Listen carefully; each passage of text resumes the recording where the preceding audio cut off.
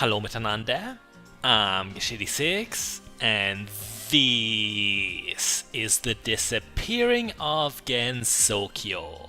Last time, we discovered the fabled Kraken of Misty Lake and entered the Scarlet Devil Mansion.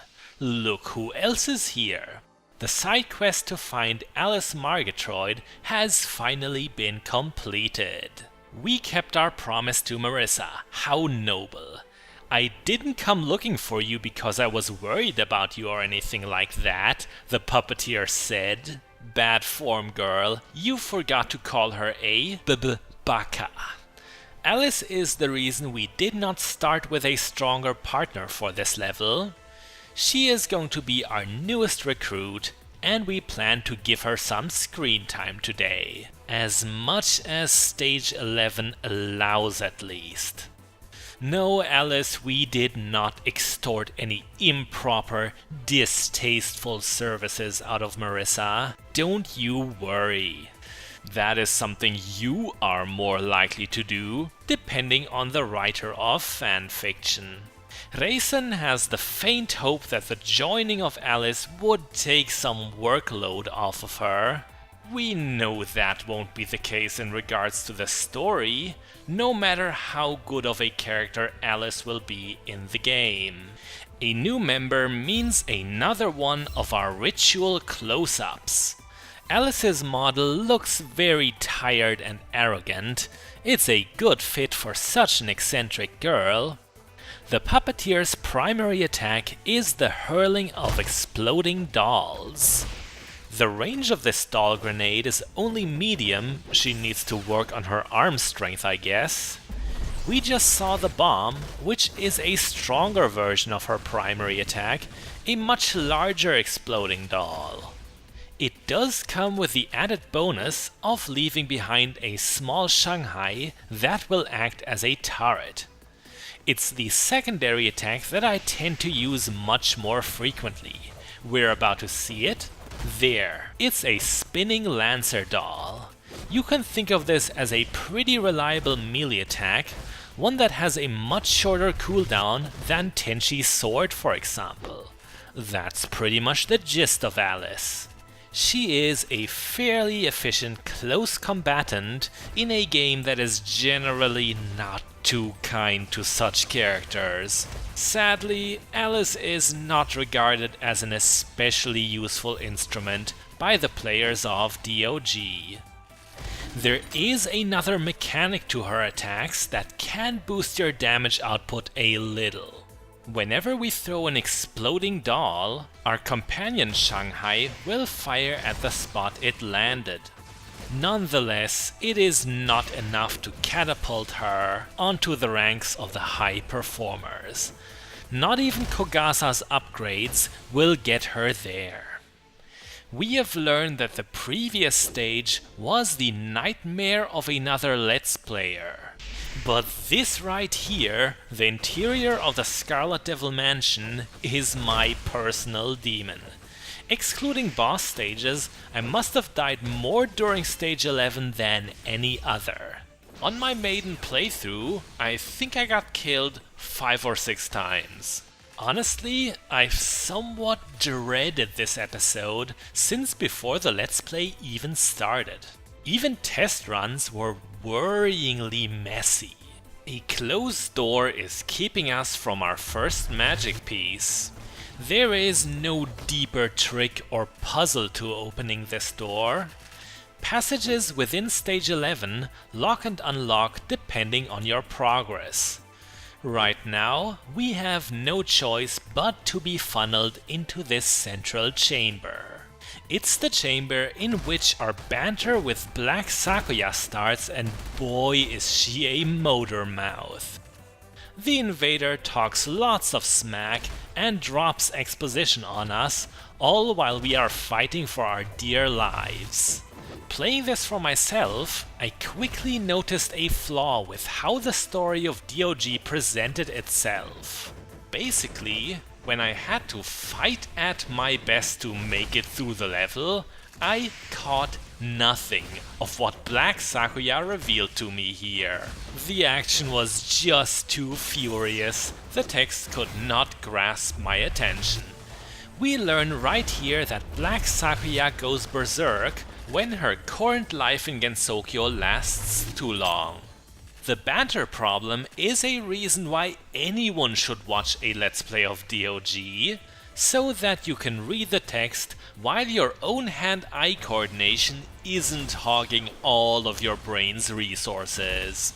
It's actually why I'm happy to see my own right now. Activating the checkpoint just then is your cue to backtrack towards the locked away magic piece. The passage has been opened, but the prize is not given to us without another ambush.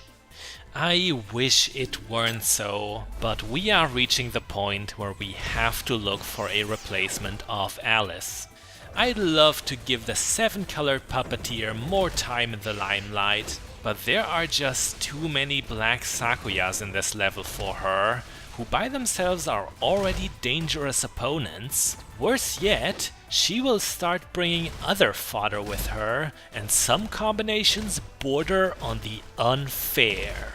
Oh, there's a Chirno. No, we want to exchange Alice, not Marissa. From the banter that would normally be so difficult to read during all these brawls, we learn that White Tenshi is a space-time traveler and comes from a different world than Black Sakuya. The phony maid was employed at a mansion somewhere else, is able to command sinsacks, and can even create illusions of herself that will help in keeping the mansion of her choice clean. White Tenshi also has a small cup size. Did we really need to know about that? At least it explains why she was so obsessed with the subject of tits. I was missing a magic piece after first clearing this level. The one in question is not hidden well at all. I was just superficial back then, I guess. It is located at the southern end of the corridor we are on. Picking it up spawns more enemies, and 2 of them were phalanx fairies. Their sole purpose is to cover other fairies with large energy shields to keep them safe from your shots. The shields are difficult to break, but certain attacks, like Marissa's beams and Alice's secondary fire, can just go through and kill the phalanx fairy herself. Meanwhile, we have arrived at the Voil Library. This is a very deadly room because it is so small and crammed. The door locks behind you, so you cannot take the fight back out onto the corridor. I have met my end against the 3rd wave of enemies here many times before. It will arrive as soon as these 2 Yoshikas are defeated. We want to position ourselves near the entrance and blast a Black Sakuya with a double laser as soon as she spawns. A good strategy in theory that completely backfired on us. Now we have the imposter maid and several minions to deal with. Honestly, it was down to a lot of luck that we survived there. I have noticed a funny detail in the Voil Library. In the northern alcove is a picture frame of Marissa's artwork. It looks endearing, but is also a little creepy if you think about it too hard. Why would Patchouli keep such a painting in her living space? Oh well, when we fought the previous incarnation of Black Sakuya, she used a teleporting strike against us. That attack is extremely difficult to anticipate, and the reason why she ranks among the meanest foes of this game. I think it is meant as a punishment if you decide to fight the maid on too long a distance, or avoid her line of sight altogether. But sometimes she seems to use it with little rhyme or reason. I have yet to figure out the exact science behind it. Coming up is another critical wave of enemies that we want to make a controlled transition into. As we destroy these two Yoshikas, we must position ourselves at the southern end of the chamber. The wave consists of a white Tenshi and a black Sakuya.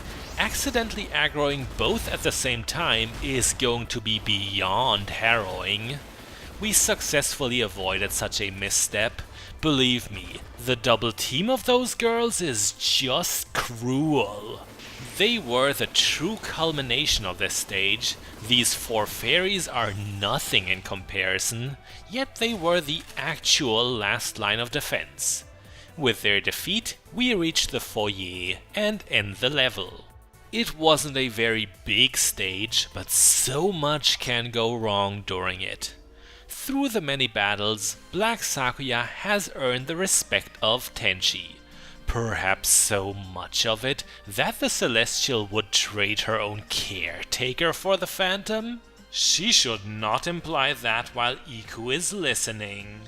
This time, it is the Oarfish who prophesizes who the boss will be. Remilia, apparently. Are we going to extort her space rocket under the threat of violence? I hope not. Speaking to Iku once again, we would expect our newest recruit Alice to be lined up and ready for action. Unfortunately, she costs 800 point icons. Even if we had that sum right now, it is our strategic decision to not unlock her. This really pains me. As you may know, Alice is my third favorite Touhou character. I really like her country girl from the Balkans dress code, as well as her cool and collected demeanor that canonical depictions give her. In DOG, however, I just cannot make room for her. She joins the party too late to still be useful. Marissa's expensive upgrades are always taunting us. During the late portions of Stage 11, we learned a lot about the Phantom's agenda. White Tenshi and Black Sakuya want to transport their orphanage to Gensokyo's heaven. There are already many Celestials living here, so we can't easily allow that. This should make us their enemy, yet the Phantoms made it look like we were helping defend the Scarlet Devil Mansion against the Sinsack army, possibly earning us some goodwill with Remilia. Just how do we fit into their schemes? Once again, Tenshi has to protect her house against Oku's stupidity. At this point, just have it be destroyed. We won't need it anyway until the incident is over. To nobody's surprise, Marissa and Alice are hanging out with each other. DOG wasn't exactly subtle about their mutual infatuation. The handkerchief that only a lover or stalker would have makes a return here. It seems like Marissa is a total creep after all, and one that uses smileys in her text boxes.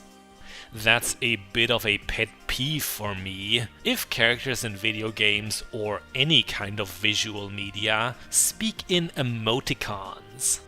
This part of the map is one we always patrol through without ever finding anything noteworthy. Not so today.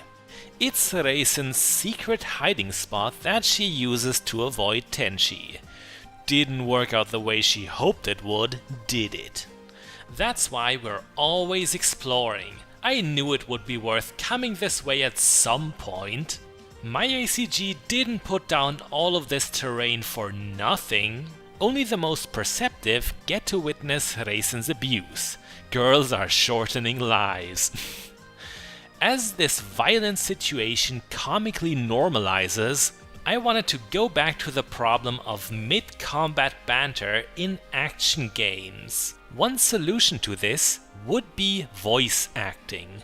Of course, it is a lot to ask to have voice acting in a game, specifically in the indie and doujin scenes. Nonetheless, it helps immensely, as the player uses much less concentration listening than they do reading. Even then, it might not be enough. I remember a situation I had when playing Nier Automata. At one point, there is a boss fight against the antagonists Adam and Eve, in which they drop a huge amount of exposition on you, explaining their identities and motivations. I was so preoccupied with the ongoing battle that when it had ended, I essentially realized I hadn't listened to a word they said. I had to bring up the game menu, look for the lore entries on Adam and Eve, and read what was summarized there. I may be archaic for saying this, but sometimes there is nothing wrong with a good old cutscene. Byakuren is confirming here what Iku had already hinted at. Remilia is going to be our next boss fight. I suppose DOG has long decided that there shouldn't be any surprise or subtlety about who you have to face. I can also confirm at this point that the game uses a design cycle of 3 exploratory stages followed by 1 boss fight. Stupid Chirno's hopeless attempts at learning no dancing marks our final NPC conversation for today.